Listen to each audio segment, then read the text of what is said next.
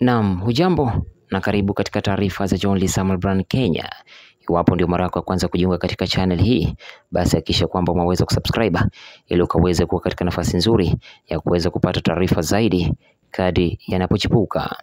Taarifa niliyokuletea hivi sasa ni kuwa mwanamuziki maarufu wa reggae kutoka Jamaica, Max Romeo amefariki dunia akiwa na umri wa miaka 80 kutokana na matatizo ya moyo.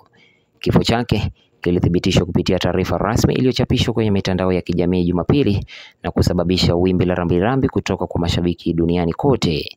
Kwa mujibu wa familia yake, Romeo ambao jina lake halisi ni Maxwell Livingston Smith alifariki Ijumaa katika hospitali iliyoko St Andrew Parish nchini Jamaica.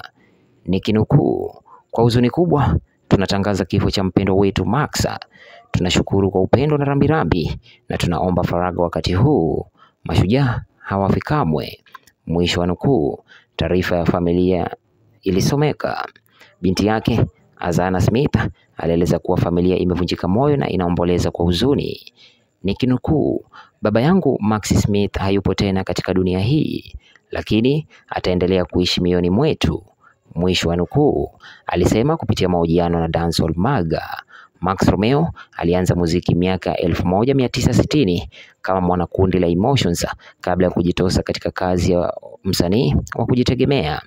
Mwaka wa 1968 alitikisa ulimwengu kwa kibao chake Wet Dream kilichopigwa marufuku na BBC kutokana na maudhui yake ya wazi ya kimapenzi, lakini kiliibuka kuwa maarufu na kuingia kwenye orodha ya nyimbo bora Uingereza kwa wiki 25.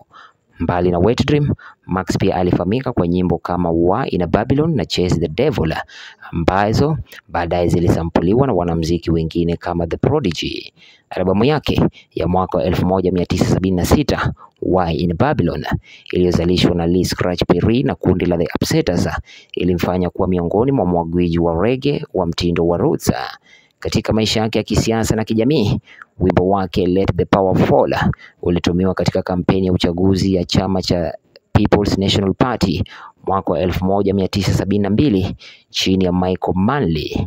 Mwaka wa 2023, Max alishtaki kampuni ya Universal Music Group na Polygram Publishing akidai kutolipwa mirabaha tangu mwaka wa 1976 ambapo alidai fidia ya dola milioni 15.